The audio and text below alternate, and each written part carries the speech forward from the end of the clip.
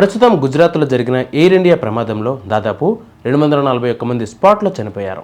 ఈ నేపథ్యంలో 1993లో 32 ఏళ్ల క్రితం తెలుగు బస్సుని ఇండస్ట్రీలో చోటు చేసుకున్న విమాన ప్రమాదం ఒకటి చోటు చేసుకుంది. దాని వివరాల్లోకి వెళితే సరిగ్గా 32 ఏళ్ల క్రితం ఒక ఎయిర్ బస్ గాలి నుంచి నేలకు ఒరిగినా అందులోని 272 మంది ప్రయాణికులకు చిన్న చిన్న గాయాలు మినహా ఎవరికి ఏమీ కాకపోవడం చరిత్రలో ఒక అరుదైన ఘటనగా నిలిచిపోయింది. నిజంగా వారిపై దైవానుగ్రహం ఉందేమో అని చెప్పాలి. ఆ రోజు ఆ విమానంలో ప్రయాణిస్తున్నది సామాన్యులు కాదు.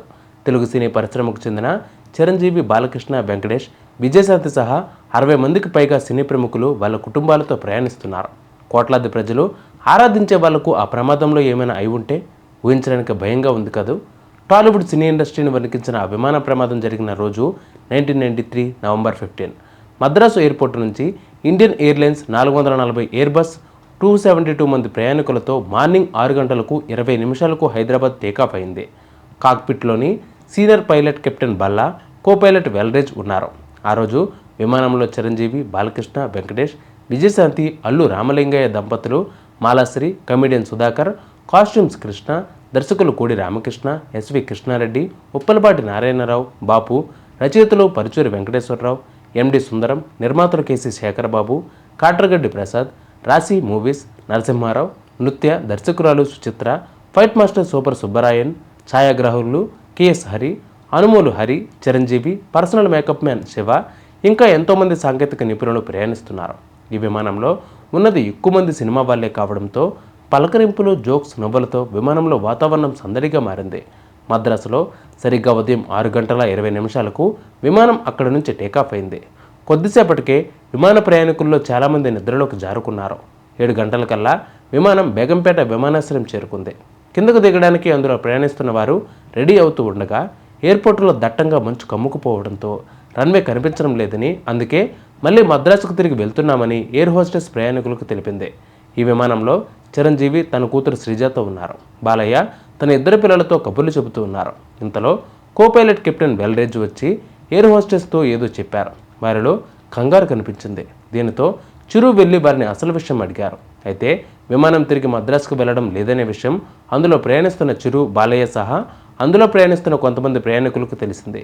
విమాన రెక్కలు విచ్చుకోవడం లేదని, దీనితో కంగారు పడిన వాళ్ళు నిద్రపోతున్న వాళ్ళను లేపారు. దెబ్బకు అందరికీ నిద్రమత్తు వదిలేసింది. ఆ తర్వాత కెప్టెన్ బల్లా ఎమర్జెన్సీ ల్యాండింగ్ అని చెప్పి ఆ తర్వాత విమానాన్ని పంట పొలాల్లో దింపారు. ఆ వేగానికి విమానం కదుపులకు లోనైంది. పైనున్న సూట్ కేసులు గట్రా కింద పడిపోయాయి. ఆ తర్వాత విమానం నెల్లూరు జిల్లా వెంకటగిరికి 27 కిలోమీటర్ల దూరంలో ఉన్న బాలాజీ పల్లె గ్రామంలోని పచ్చని పొలాల్లో విమానం ల్యాండ్ అయింది. ల్యాండ్ అవ్వగానే ఎయిర్ హోస్టెస్లు విమానంలోని ఇతర క్రూ కలిసి విమాన తలుపులు తెరవడానికి ప్రయత్నించారు. బాలయ్య, చిరు వెళ్ళి సాయం చేయడంతో డోర్ తెరుచుకుంది. పొలాల్లో ల్యాండ్ అవ్వడంతో బురద నీళ్లు విమానంలోకి వచ్చేశాయి. ఆ బురదలోనే ఈదుకుంటూ ప్రయాణికులు కిందకు దూకేశారు. మోకాళ్ళతో బురదలో 1/2 కిలోమీటర్ దూరం వరకు అందరూ పరిగెత్తుకుంటూ వచ్చి సురక్షిత ప్రాంతానికి చేరుకున్నారు. కొన్ని గంటల పాటు ఎంతోమందిని వణికించిన విమాన ప్రయాణం చివరకు అలా సుఖాంతమైంది. ఆ మన్నాడు అంటే నవంబర్ 16న 272 మంది ప్రయాణికులను కాపాడిన కెప్టెన్ ఆర్పి భల్లా బృందాన్ని మద్రాసులో చోలా షెరటన్ హోటల్లో చిత్ర ప్రముఖులు ఘనంగా సన్మానించారు. 272 మంది ప్రయాణికులతో ఉన్న ఓ విమానం నేలపై పడిన తర్వాత కూడా అందులోని ప్రయాణికులంతా సురక్షితంగా బయటపడ్డారు. ఎవరికీ ఎలాంటి హాని జరగలేదు. 1993 నవంబర్ 15న జరిగిన ఈ సంఘటన టాలీవుడ్తో పాటు యావత్ సినీ లోకాన్ని వణికించిందనే చెప్పాలి. ఆ ల్యాండింగ్ కాస్త ముందు జరిగినా కూడా విమానం పెద్ద చెరువులో పడిపోయేది, లేదంటే కరెంటు తీగల మీద పడి ఘోర ప్రమాదం జరిగిపోయేది. ఒక్కోసారి ఆ ప్రమాదం గురించి తలుచుకుంటేనే మన సినీ ప్రముఖులు వణికిపోతూ ఉంటారు. ఇంత జరుగుతున్నా మిగిలిన ప్రయాణికులు ప్రాణాలు అరచేతులు పెట్టుకుని గజగజ వణికిపోతూ ఉంటే చిరంజీవి, బాలకృష్ణ మాత్రం నిబ్బరంగా ఉండే తోటి ప్రయాణికులకు ధైర్యం చెప్పారని అక్కడ ఉన్న వాళ్ళు చెప్పారు. ఈ సంఘటన తర్వాత తనకు ప్రాణం విలువ తెలిసొచ్చిందని చిరంజీవి అప్పట్లో చెప్పడం గమనార్హం. అక్కడెక్కడో ఫ్లైట్ క్రాష్ అయిందని, మరెక్కడో యాక్సిడెంట్ జరిగిందని వింటూ ఉంటాం. కానీ ప్రత్యక్షంగా మనకే జరిగినప్పుడు భయం అనిపిస్తూ ఉంటుంది. ప్రాణం విలువ ఏమిటో ఆ క్షణంలో తనకు తెలిసిందని చెప్పారు చిరంజీవి.